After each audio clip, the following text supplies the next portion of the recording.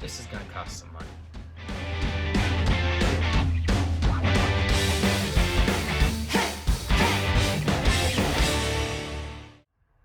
Welcome back to the Team 12 Seattle Seahawks podcast. I'm your host, Team 12, and today we're going to be talking about the extensions that will be coming up with DK Metcalf, Jamal Adams, and Damian Lewis. So let's start out with the one that's soonest and right now is Jamal Adams. So I think we should extend him. There is a chance that we could trade him. I think that would be a horrible decision because we'd just be taking a step backwards. And he only played in our system for 1 year. He had, I don't even know how many injuries. I think it was 6. He had broken fingers, a shoulder that he could barely lift up. He had the groin injury, and his right shoulder was the one that was injured first. And then at the end of the season, he injured his left shoulder. So that was horrifying and really dumb and annoying. But also, he did bad in coverage, but that's because you were putting a strong safety or in other words, a box safety against slot wide receivers. You put box safeties and strong safeties against big, tall wide receivers and tight ends, and you don't put them against slot wide receivers like Julian Edelman and Stephon Diggs. It just doesn't work. That's why he got burnt so much and destroyed in coverage. Because when he was with the Jets, he was top tier with coverage because they weren't putting him against slot wide receivers. They were putting him against Rob Gronkowski's tight end, the rest of the tight ends, and stuff like that. So that's why I graded out better in coverage there. I think 1 more year in learning the scheme, because he only had like a month and a half, 2 months to learn our scheme when he got traded. But another year to learn the scheme, an off season of getting healthy, a year of the world not being closed down. I think he could potentially get back. I don't think he'll get 9.5 sacks or 10 sacks or anything like that. I don't think he's going to re-break his record because they're not going to be blitzing him that much. I think he's going to get more like 5 sacks. I'd be comfortable with that. I'd be perfectly happy with that. So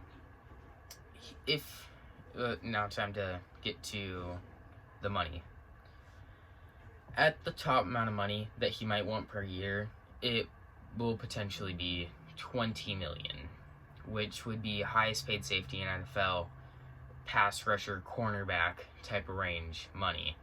I don't think he's worth that. I think he's worth $18 million, $18.5 million, but I don't want to be paying him that at all. I think we would be put into cap poverty in that situation.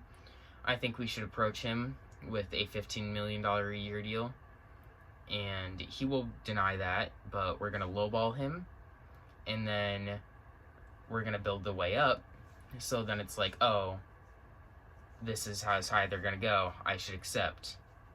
I think that we should settle at a $16.5 million a year, at most 17. I think that would be a great deal, and a 4 or 5 year deal. You get a guy that you traded 2 first rounders and a third. You swapped fourths. You get him in his prime, healthy, knows the scheme, and is, I think, a Hall of Fame safety, which is very rare for the NFL nowadays. Like, there's a pretty good chance not even Cam Chancellor is going to make it to the Hall of Fame, and he was insane for the Seahawks. He was the glue that made the Legion of Boom have the boom. So I think that's the situation with Jamal Adams. I think we should make a 4 or 5 year deal, $16.5 million a year.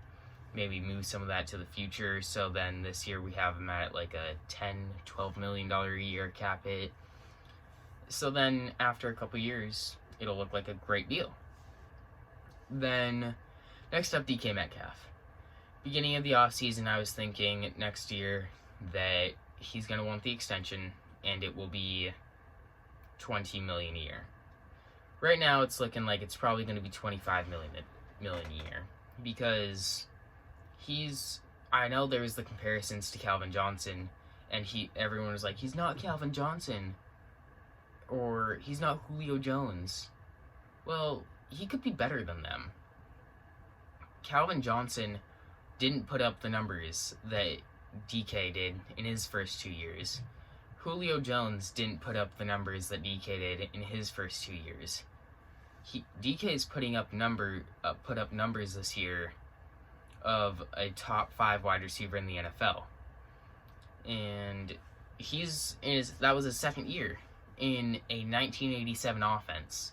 So with this new coach hiring, he's going to be in a 2021 offense with a Russell that's going to be happy because he's in a 2021 offense with a good offensive line, his running back, and an extended Lockett and a better DK. So I think with DK, we should approach him with a 5-year, 6-year, $22 million a year. Then maybe move about $4 or $5 million, $6 million off into the future. So then his cap hit would be about, I don't know, 18-ish million? I'd like that. So I don't think he's gonna leave. I think he will stay. There is no reason to let him go at all.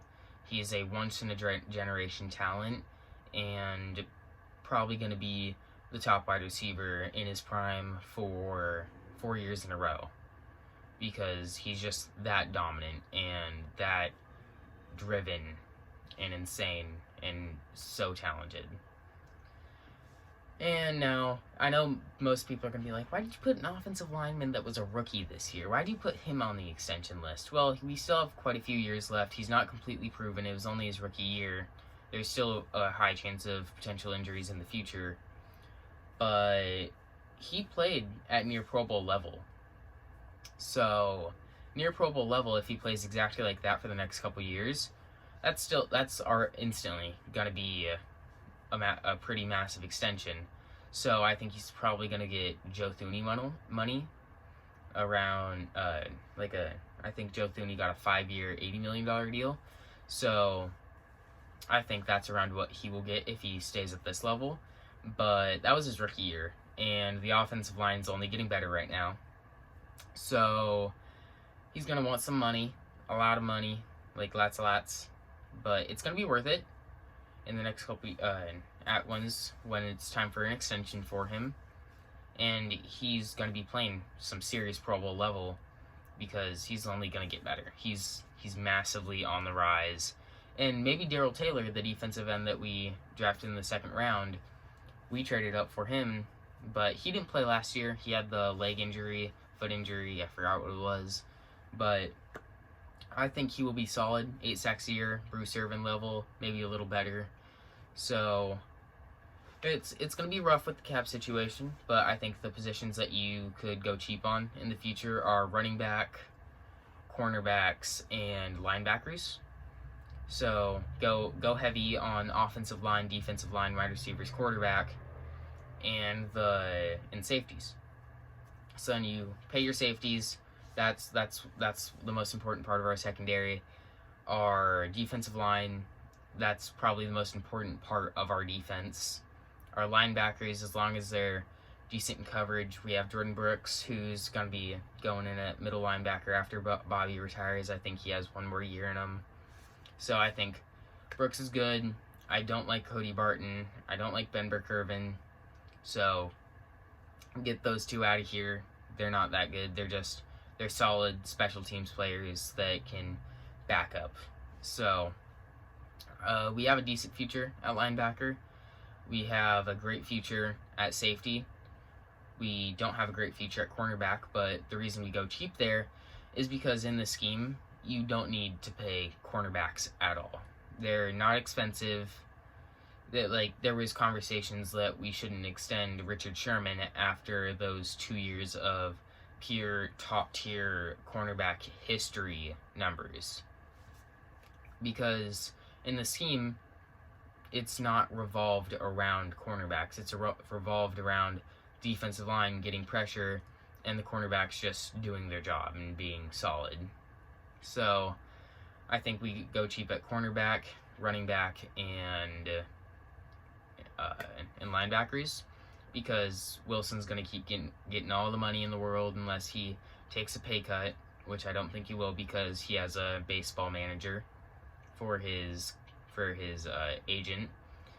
And baseball and NFL, those money's a little up there with baseball, and money's a little lower with football. So that's not going to be fun next time the contract extension comes up. But give me your thoughts down below in the comments, what you think of what I was talking about with Adams, DK, and Lewis. And please like and subscribe. It helps more than you think. And yeah, have a good rest of your day. Oh yeah, link in the description for my Discord.